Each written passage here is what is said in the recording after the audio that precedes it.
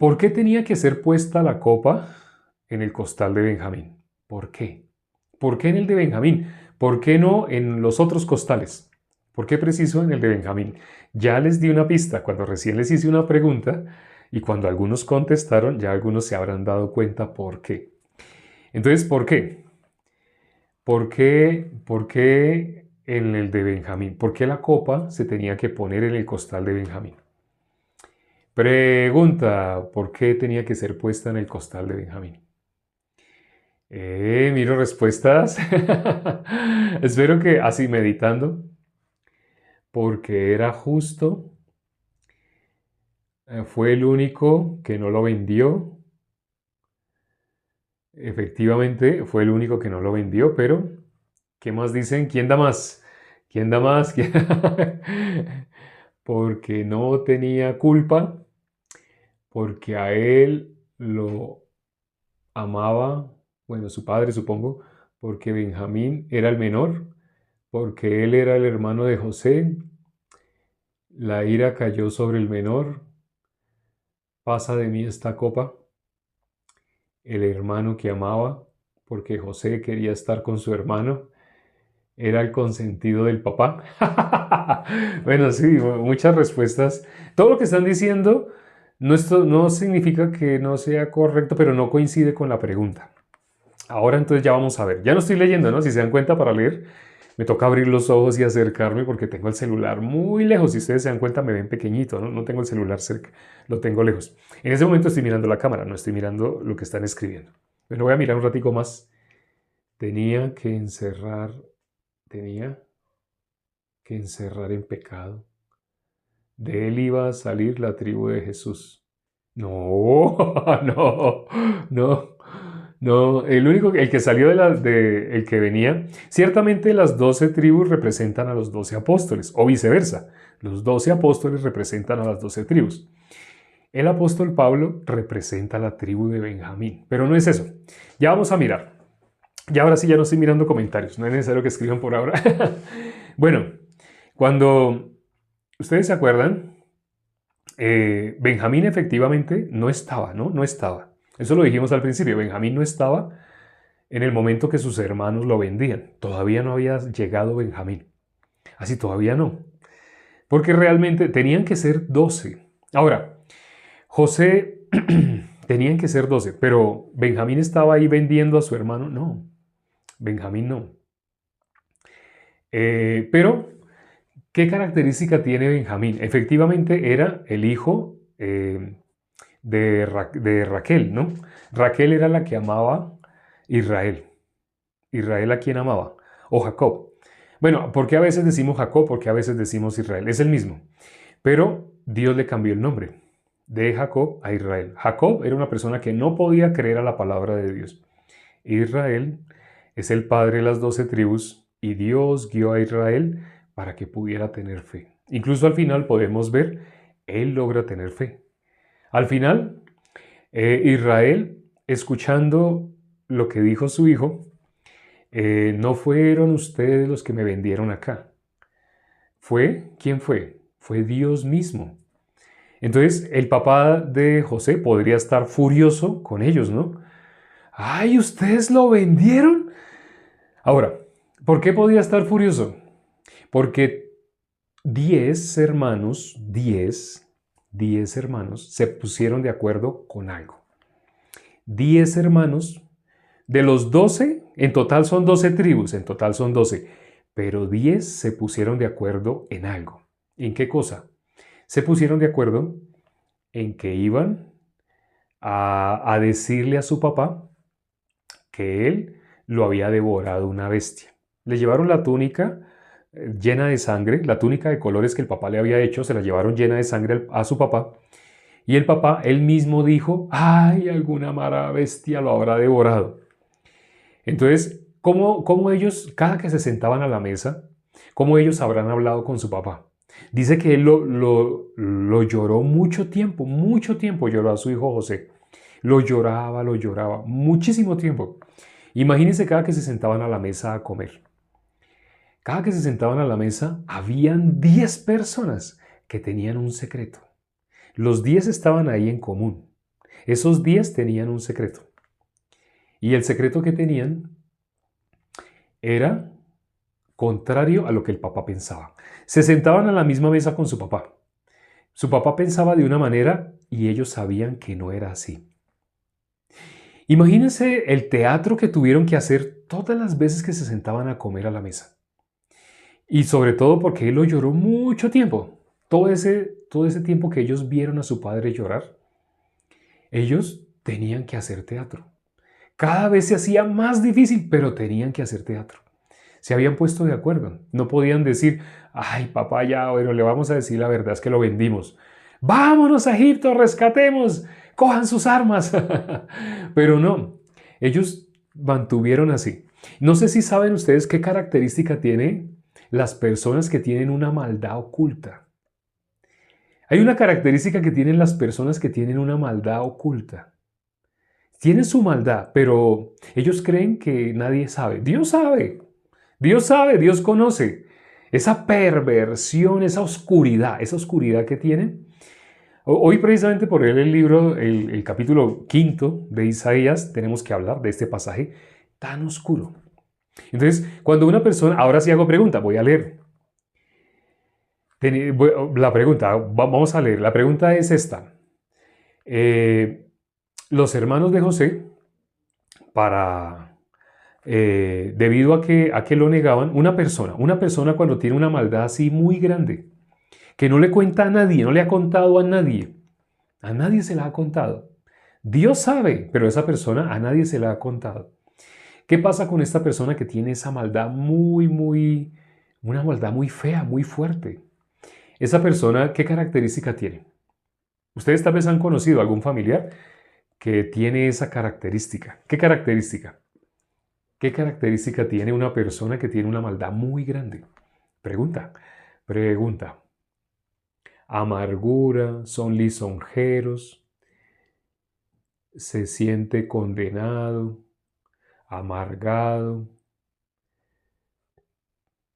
mentiroso. Bueno, en el caso de los hermanos de José se nota esa maldad, eso que sucede con ellos es como un contrapeso.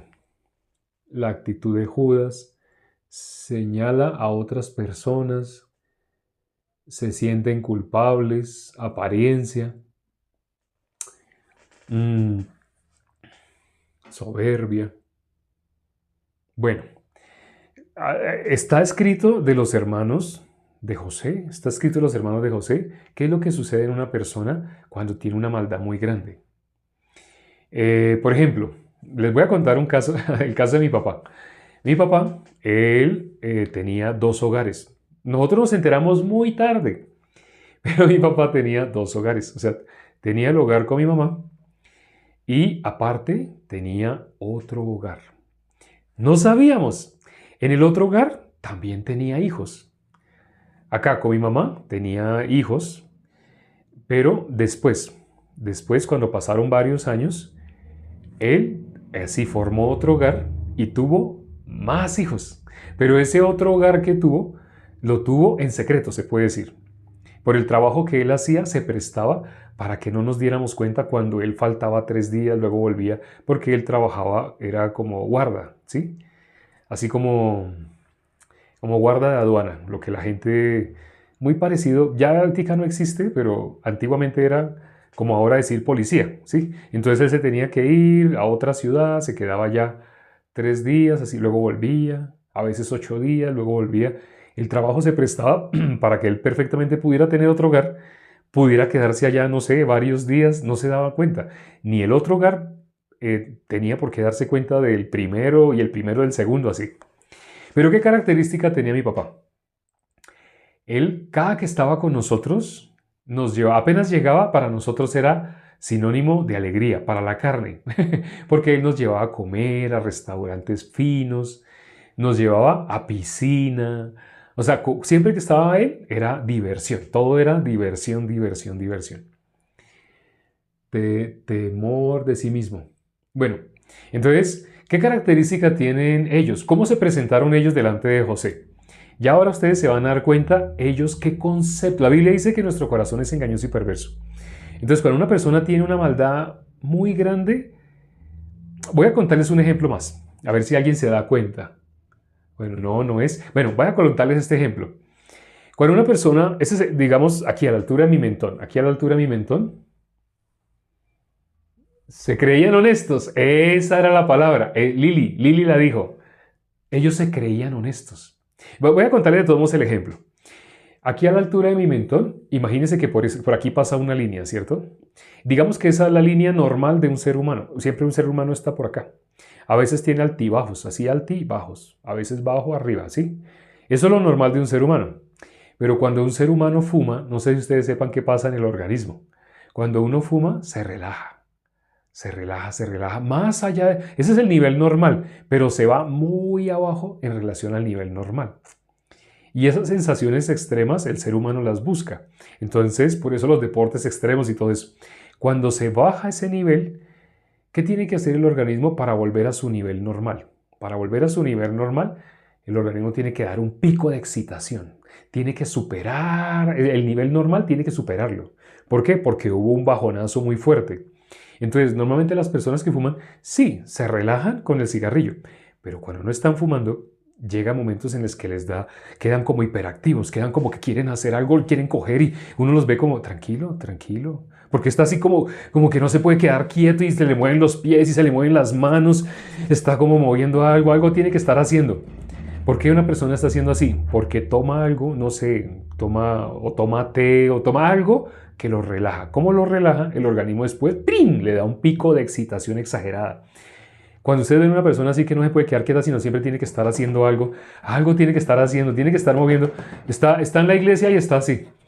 Es porque es una persona que ha tomado o medicamentos o droga, algo está tomando para relajarse por debajo de lo normal.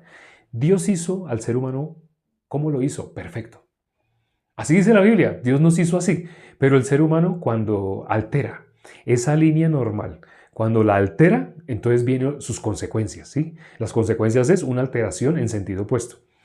Eso mismo pasa cuando una persona tiene una maldad. Digamos, este es el transcurso de una vida, pero una persona hace una maldad muy grande. Entonces, ¿qué viene después? A mostrar, ¿qué tiene que mostrar? Esa persona, el corazón de esa persona, tiene que equilibrar eso. Entonces, el corazón, como nuestro corazón es engañoso y perverso, entonces lo normal sería esto, ¿no? Como hizo una maldad muy grande, después tiene que hacer, ¿qué tiene que hacer esa persona? Tiene que hacer algo que lo haga sentir bien. Entonces, las personas, si ustedes llegan a ver personas que de pronto no se quedan con un peso que no sea de ellos. Por ejemplo, los hermanos de José. Los hermanos de José no se quedaban con un solo peso que no fuera de ellos. Ellos no. Ellos incluso, ¿qué hicieron? Cuando vieron que la primera vez que fueron donde José, José quería darle gratis a sus hermanos la comida. Entonces ellos pagaron, pero José, ¿qué dijo? Al mayordomo, que en el costal de cada uno pusiera el dinero que ellos llevaron. Entonces ellos se fueron con su dinero, pero cuando ellos llegaron al mesón, entonces ellos vieron que había dinero, el dinero de ellos se les había devuelto. Ellos pensaron, tal vez fue un error. Porque ellos querían se presentaron como sus siervos, somos gente honesta, somos personas honestas. ¿Por qué ellos se presentaban así? Porque eran exactamente lo contrario a ser honestos. Toda su vida le estaban haciendo teatro a su padre. Toda su vida, aún después de que pasaron el luto, ellos seguían haciéndole teatro. Pero ellos, en cuanto a quedarse con dinero, no se quedaban con nada. Yo creo que eran de esas personas que sufren y sienten dolor si se quedan con un lapicero. Ustedes conocen tal vez una persona que fue al banco y alguien le prestó un lapicero y llenó el formulario, pero se lo echó en la camisa, no se dio cuenta. Y de pronto esa persona llega a la casa y toca trompeta. Le dice a todo el mundo: ay, yo me quedé con este lapicero. Me siento tan mal porque me quedé con este lapicero. Me lo prestaron, pero ese lapicero no es mío. Me siento tan mal. Esa persona, ¿por qué tiene que hacer ver? Ay, no, tan honesto. O sea, tiene que hacer que todo el mundo vea cómo sufre porque se quedó con algo que no es de él. Se quedó con una monedita que no es de él. Se la encontró y tiene que buscar. Señora, ¿a usted se le cayó esta moneda? Señora. ¿Por qué? Porque tiene una maldad muy grande. Es como tiene una maldad muy grande, ¿cómo la trata de compensar? Con una bondad muy grande. El ser humano no es bueno, pero bajo la ley, el ser humano cree que puede ser bueno. Estando bajo la ley, el ser humano cree que esforzándose por hacer algo específico puede ser bueno. Esa es la característica y eso fue lo que José quería que ellos se dieran cuenta. El corazón de nosotros es engañoso y perverso. Entonces, ¿el corazón de nosotros nos va a dejar ver la maldad? No. Cuando ustedes hablan con las personas que les quieren compartir el Evangelio, ¿qué cosa no les deja recibir el Evangelio? Ellos se creen buenos. Ellos creen que pueden llegar a agradar a Dios. Bíblicamente, solo hay alguien de quien Jesús dijo, este es mi Hijo amado en el cual tengo complacencia. A él oíd. ¿Quién es? Solo hay alguien en quien Dios se complace. Solo hay uno. ¿Y qué dijo Dios? Este es.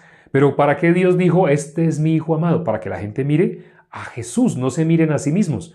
Pero el ser humano, cuando no puede mirar, nosotros cuando anunciamos el Evangelio, queremos presentarles a Jesús.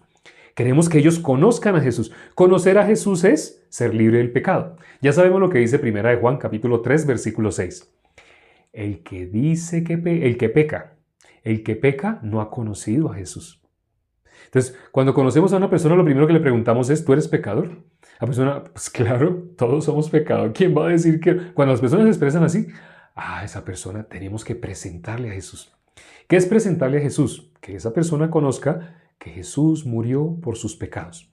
Cuando la persona logra conocer y logra creer lo que está escrito en la Biblia que hizo Jesús con el pecado, esa persona ya no es extranjero. Ya esa persona pasa a ser ciudadano del cielo, ya pasa a ser hermano de nosotros.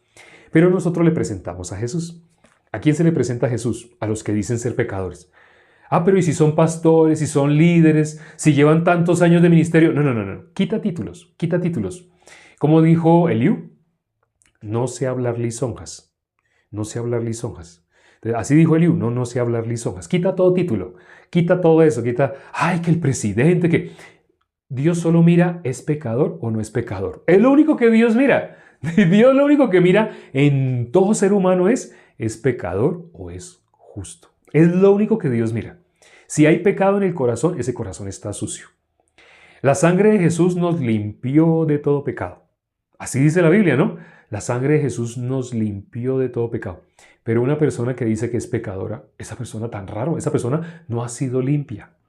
Algo no le han enseñado a esa persona, algo no conoce. Como no conoce, nosotros le tenemos que presentar a Jesús.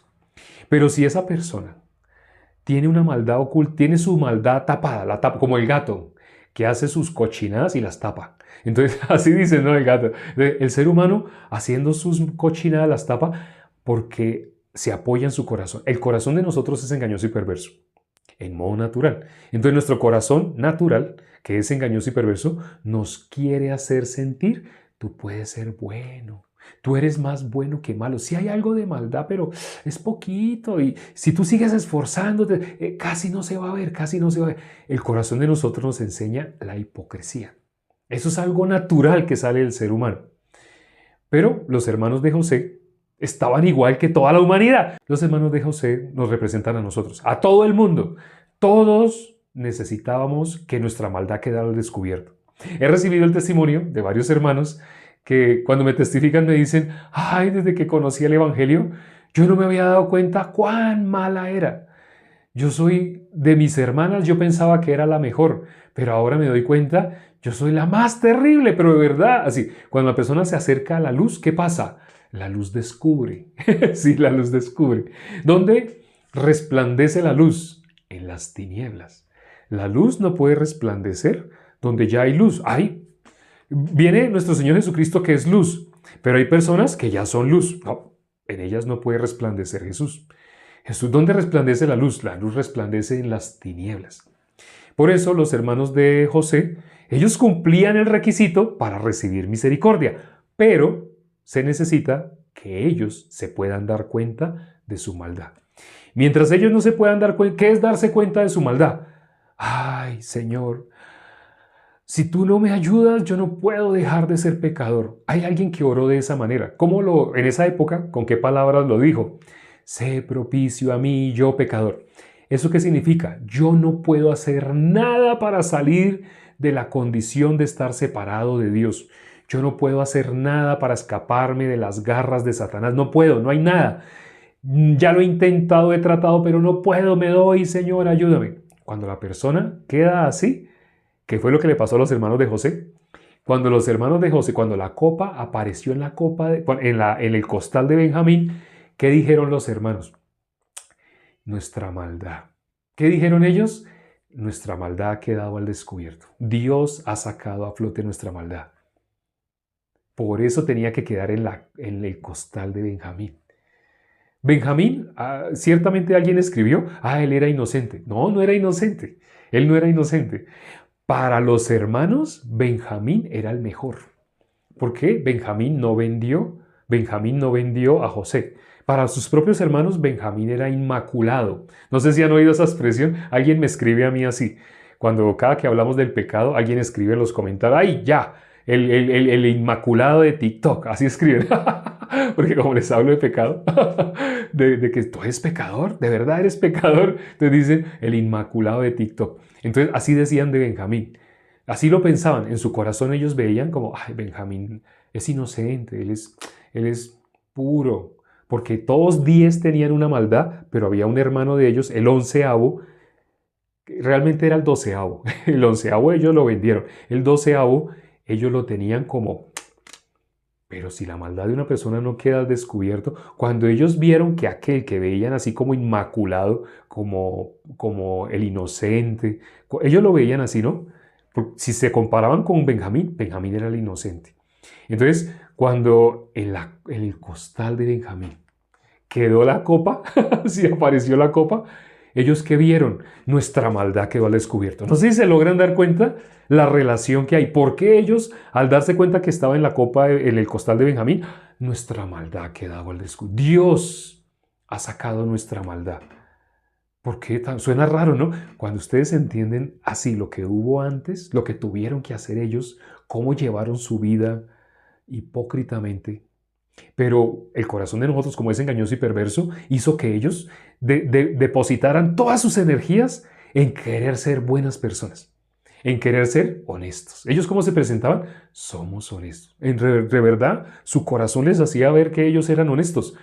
No ha habido un caso de corrupción, de engaño, de 10 hermanos que viven juntos y que se hayan puesto de acuerdo para engañar a su papá en un asunto y mantener ese engaño por años. 17 años engañando a su padre, ¿no? Increíble, ¿no? Es imposible. No ha habido otro caso similar. Así, de 10, de acuerdo, ¿no?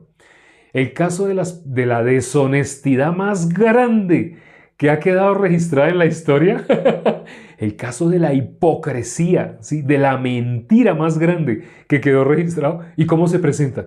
Sus siervos somos gente honesta. Realmente ellos nos representan a nosotros. Esa hipocresía, esa deshonestidad, esa mentira, eso éramos nosotros. Para que hayamos podido recibir la salvación, quedó a flote, eso quedó al descubierto. Y Dios tuvo de nosotros misericordia.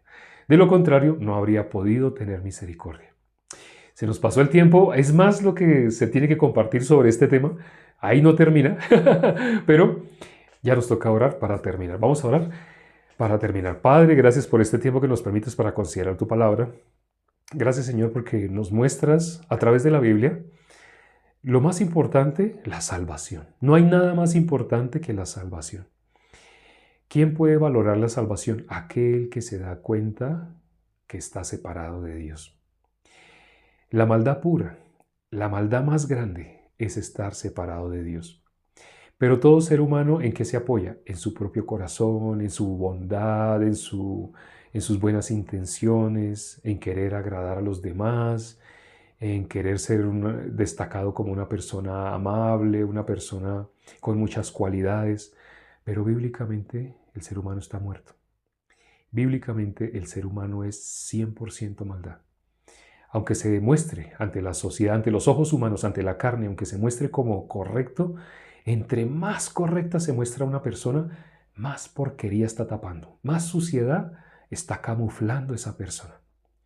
Permite, Padre, que las personas que han estado escuchando y que llevan varios días escuchando, de pronto algunos meses escuchando, pero no han recibido la salvación, permite que la copa, esa copa salga de ellos, salga del costal de ellos, quede al descubierto. En quien no sea hallada la copa, esa persona, ¿cómo va a poder ver su maldad? Permite, Padre, Señor, que así todos los que llevan mucho tiempo o varios días así escuchando y no han recibido la salvación, permite que reflexionen, mediten sobre cuál es su copa, cuál es esa copa que tiene que quedar al descubierto. Te lo pedimos y hemos orado en el nombre de nuestro Señor Jesucristo.